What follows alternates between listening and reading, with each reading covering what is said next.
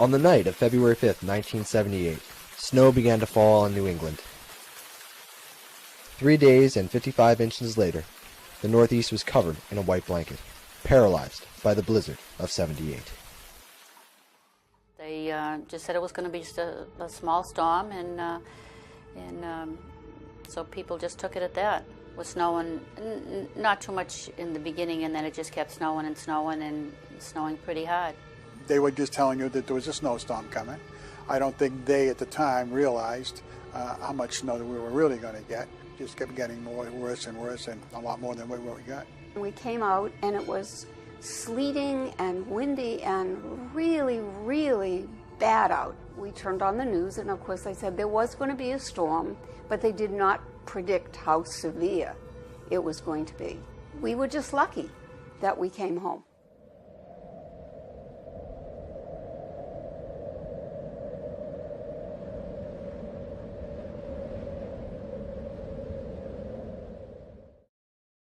The storm formed when 3 air masses combined over New England to form one big storm. A high-pressure system over eastern Canada trapped the blizzard south of the New England coast, causing heavy bands of snow to loop over the area. I was on the TV, listening to the news weather, and they were explaining, well, we're going to have a storm. And at the time, okay, they said, well, we're going to get some fairly decent amount of snow. Didn't say how much. We were shopping. We went to the mall to pick up some things, and we came out and it was really nasty out and blowy and sleety, and we were supposed to go up to southwestern Massachusetts, but we decided that it was just so miserable we would go home, and it was a lucky thing we did. We heard it on the TV, we heard it on the radio, but it was nothing out of the ordinary. We were just going to have some snow, and we just took it as it was coming, and it didn't realize that we were going to get as much snow as we got. The storm had incredible strength, with sustained winds at 65 miles per hour. While a typical nor'easter brings steady snow for 6 to 12 hours, this blizzard continued to dump snow on New England for 36 hours. It snowed and snowed and snowed. It was a lot of snow. In fact, it was so much snow that we didn't even attempt to shovel out right away. We just stayed put in the house.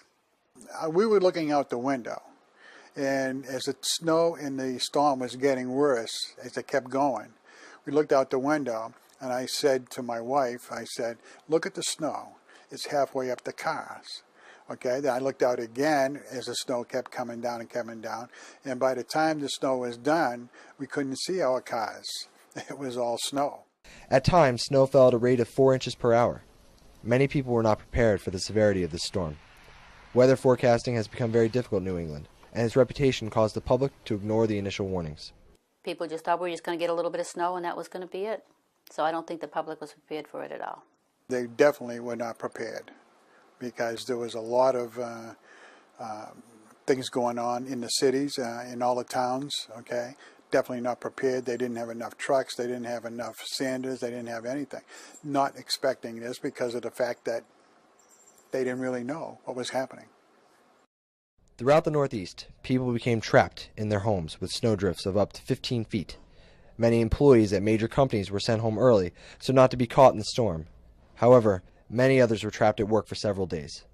People were stranded on all the routes coming and going to Boston for days, some of them. In fact, there were a number of deaths, I think, from people who kept their motors running and asphyxiated in their cars, little children that were left in cars with them. They got to the point where you couldn't open your door. You couldn't get out at all. You couldn't get out. The snow was piling up, and it didn't do any good to go out and try to shovel because it was snowing too bad. So everybody just stayed in and waited till it was over.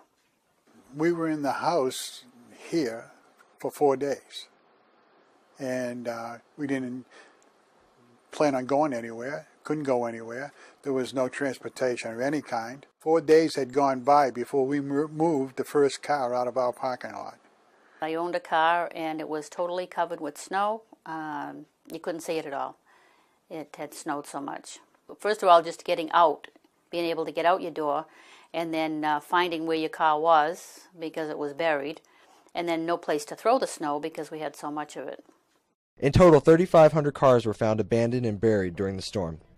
In Boston and neighboring cities, traffic was banned, causing people to walk, and some ski. People were skiing down the streets and skiing over parked cars because that's how deep everything was. You couldn't go anywhere. You couldn't do anything. We had a neighbor that had a snowmobile and was able to get out and just kept going up and down the street over and over again, which gave us a pathway just to get out and just walk.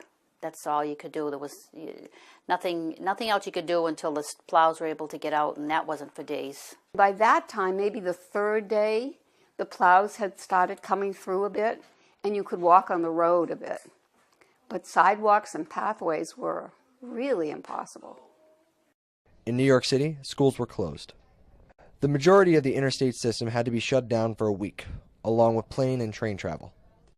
During the news, there was a lot of people stuck in airports because they couldn't get to Boston. And I'm pretty sure that the places all over the country, places like Chicago, probably California, all those flights coming into Boston, they knew that they couldn't do it. So there was probably a real major holdup in all the airlines, okay? Trains, buses, whatever. Because of the high rate at which it fell, the snow could not be removed quickly, causing it to pile up. Giant bulldozers had to be used to plow the snow. A state of emergency was declared in the states affected, and the U.S. National Guard was called up to help clear the snow. When it became very apparent that it was a very severe storm, then the governor said that there was a state of emergency, and he would get on every single day and talk and tell us what was going on. The storm caused a heightened sense of camaraderie. Neighbors helped out each other with transportation and supplies. We all helped each other. I think it brought people closer together. People that, once you did get out and got outside, people were all in the same boat. They were all trying to get out and all talking to each other and couldn't believe that we had as much snow as we did. And everybody helped each other any way that they could. When we finally got dug out enough to walk out, we went over to a neighbor, and they were completely blocked in. And I remember walking, you could barely walk because it was thigh high at least, and probably in some places even higher than that. But we just felt we had to get into because they were kind of alone and separate and kind of upset. So we did walk over there. Well, what happened was we had a guy who lived next door. His name was John. And when we knew we were stuck and we couldn't go anywhere, we looked out the window and it happened to be a snowmobile.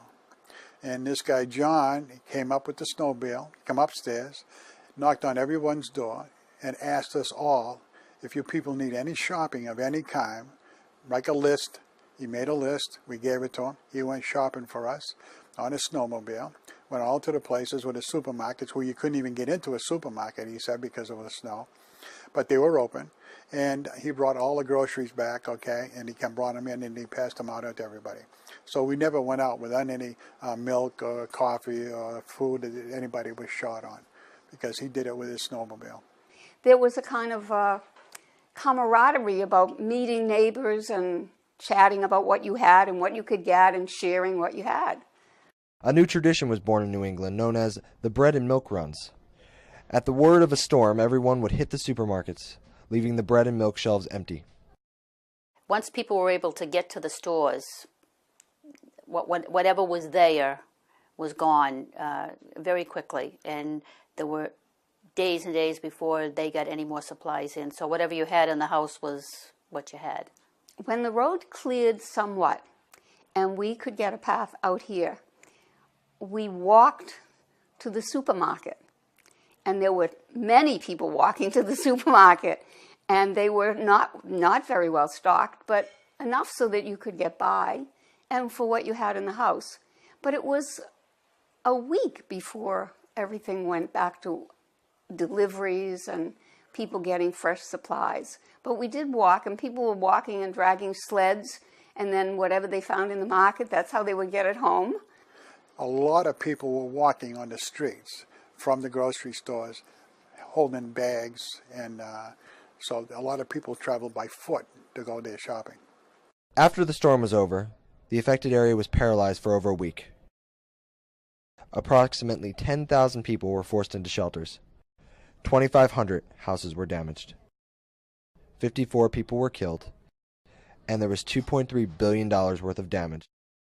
I remember what a terrible feeling it was to think that you could be so caught like that and have no control over your environment so that you could move around and get out. It was not a comfortable feeling. It was just a whole different atmosphere with things that happened in the storm. It was, I guess it's something that we'll all remember. Very, very unexpected blizzard. Nobody expected what we saw that day. The blizzard of '78 would never be forgotten in New England, and would be classified as one of the worst storms to ever hit the area. I'm George Rico. Good night. Oh, the weather outside is frightful, but the fire is so delightful. And since we've no place to go, let it snow, let it snow, let it snow. It doesn't show signs of stopping, and I brought some corn for popping. The lights are turned way down low. Let it snow, let it snow, let it snow. When we finally kiss goodnight, how I'll hate going out.